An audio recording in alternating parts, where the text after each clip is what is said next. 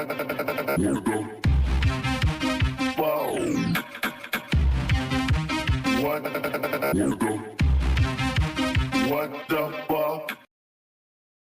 a stunning article by Catherine Schulz in The New Yorker this week. And frankly, if I lived right now in the Pacific Northwest, I'd be considering moving. Seriously. The gist of it is this. The federal government estimates 13,000 Americans will die in a major earthquake and tsunami in the Pacific Northwest. It's not a question of whether, but when. This earthquake is coming, and it's overdue. Consider that the magnitude 9.0 earthquake in Japan, just a few years ago, remember that? Killed more than 15,000 people in the north of Japan and injured thousands of others. Seismologists say that the quake that will strike on our Pacific Northwest coastline should be even stronger, at up to a 9.2. They call such a quake a margin rupture quake, and it's every bit as bad as it sounds. Here's the reason for it. Our entire continent sits on the North American tectonic shelf, right? Plate, I should say. Off the coast of the Pacific Northwest, from the top of Washington State all the way down to northern California. This is it. And another plate called the Juan de Fuca is trying to slide up under North America, but it's stuck. We have an illustration over here in the big wall. Let me show you what this is. This is our continent here. This is the Cascada Mountains. This is the Cascadia, what do they call it? The Cascadia what? Bridge. The Cascadia Bridge. I was actually asking him, but thank you. The North American plate here and the Juan de Fuca plate here. This one's sliding up under, and eventually this is going to go down, send a huge wall of water up. That wall will go all the way over to Japan, and the other will come onto our shore within 15 minutes.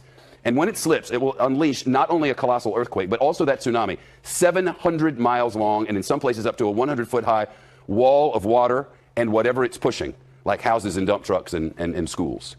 Thousands and thousands will not escape. The New Yorker quotes a FEMA official who says, and I quote, "Our operating assumption is that everything west of Interstate 5 will be toast." Everything west of Interstate 5 is gone. That's Seattle, Tacoma, Portland and Olympia, Salem and Eugene. Wiped out, altogether about 7 million people. That's not including tourists. So think of summertime. The New Yorker reports that FEMA calculations indicate the disaster will damage or destroy about 1 million buildings, including 3,000 schools and 1/3 of all fire stations. And perhaps the worst part of all of this, these sorts of earthquakes happen at regular intervals in exactly this part of the world, have forever. On average, according to seismologists, about every 240 years. So when was the last one of these? These massive 9.2 or so earthquakes? Well, the last one was more than 300 years ago, the year 1700. It struck in the Pacific Northwest and sent a 600-foot wave of water all the way to Japan. So right now, on average, the Pacific Northwest is decades overdue for the really, really big one. Michio Kaku is a physicist and professor at City College of New York. This article is stunning. Is it overstated in any way? No, the Cascadia Fault is an earthquake waiting to happen. We know it's going to happen with an energy 30 times the maximum energy of the San Andreas Fault. So Hollywood has us brainwashed into thinking the big one is going to be in California. No, the Cascadia Fault would pack energy 30 times the energy that the San Andreas Fault can muster. The article speaks of a liquefaction of the Earth, that part of the Earth will turn to liquid. That's right. We're talking about major energy surges inside the ground that'll cause it to liquefy. We've seen that in Japan. We saw that at Fukushima, and it's almost like quicksand. One day you're walking on solid ground, the next you're falling right into a quicksand. This earthquake would last 4 minutes or more, the rattling and the shaking, and then within 15 minutes they estimate this wall of water in the entire inundation zone. You could have water up to 100 feet high. That's right. And in the inundation zone, we have 70,000 people that have almost no clue as to what could happen. You know, in Japan, you have to live with earthquakes every day. Children go through tests and drills. People are conscious of this. But in the Pacific Northwest, it barely rates on the radar screen. There's something that happens before the shaking that we can sense, sensors can pick up. That's an early warning system that they have all over Japan, especially in the north and in the Tokyo area.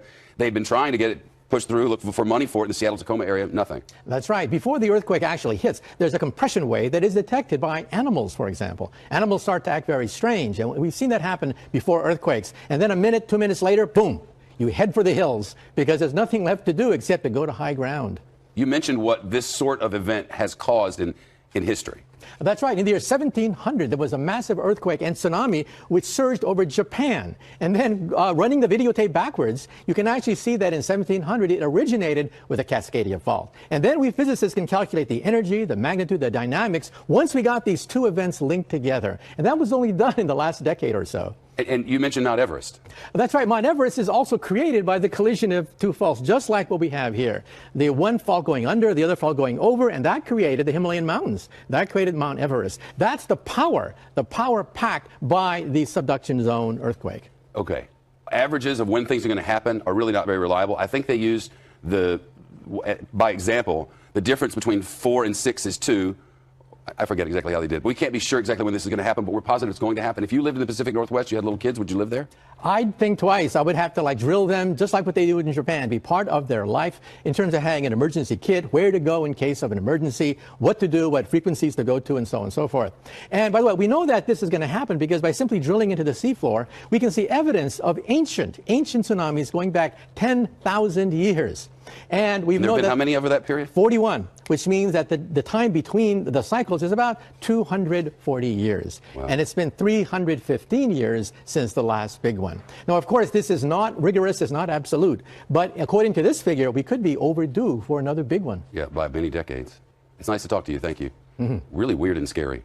That's right. And, within the lifetime of some of our viewers, they may see Seattle and Portland destroyed. It's a great article at The New Yorker. It's in this month's edition.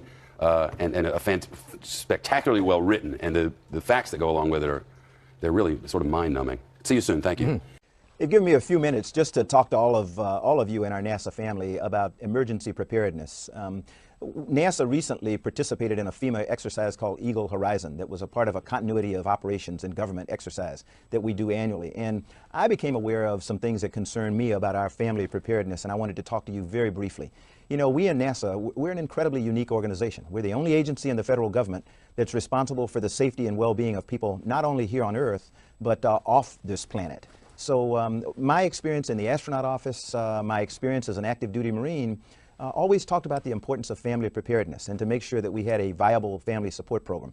And I have concerns that ours right now is not as good as it ought to be. So what I'm asking all of you in the NASA family, whether you're out on the West Coast, here on the East Coast, along the Gulf Coast, up on the Great Lakes, think about the natural disasters that could occur in your area. Think about attacks that could come like 9/11 from outside forces, and talk to your family about your work and what they need to do to prepare for the unforeseen. Develop a family preparedness plan in your house. Have an emergency supply kit available. Most people who live along the Gulf Coast always have an emergency kit for hurricanes. I'm not sure whether people out on the West Coast think about earthquakes and the like, but have an emergency supply kit at your home. Think about a family communications plan. Where are we going to meet if an emergency occurs and we're all over town? What are we going to do? Are we going to call each other on the cell phone? Just think about those things. If you have pets, think about a pet preparedness plan. How are you going to make sure that they're taken care of when you're spread all over the place? And then if you have family members who have special needs preparedness. The most important asset for us to successfully complete our mission is that our people, our families mainly, are taken care of so that we can come to work and feel good that if an emergency arises, our families are going to be taken care of. So I would ask you again, sit with your families, think about what you would do in an emergency situation. I hope that you'll embrace and support the Family Preparedness Program as we all get better prepared to deal with these emergencies. Know your stuff. Know what it is that you're going to do. Know what it is that you want your family to do if an emergency arises. But most of all, be prepared.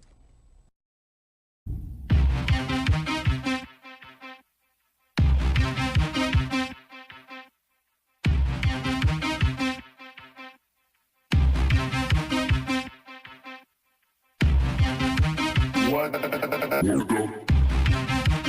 wow.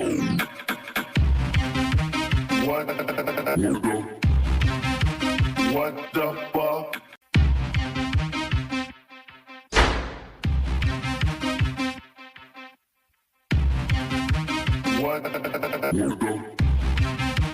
wow.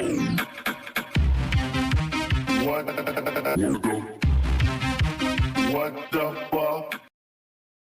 Read a stunning article by Catherine Schulz in the New Yorker this week. And frankly, if I lived right now in the Pacific Northwest, I'd be considering moving.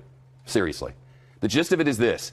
The federal government estimates 13,000 Americans will die in a major earthquake and tsunami in the Pacific Northwest. It's not a question of whether, but when. This earthquake is coming, and it's overdue. Consider that the magnitude 9.0 earthquake in Japan, just a few years ago, remember that? Killed more than 15,000 people in the north of Japan and injured thousands of others. Seismologists say that the quake that will strike on our Pacific Northwest coastline should be even stronger, at up to a 9.2.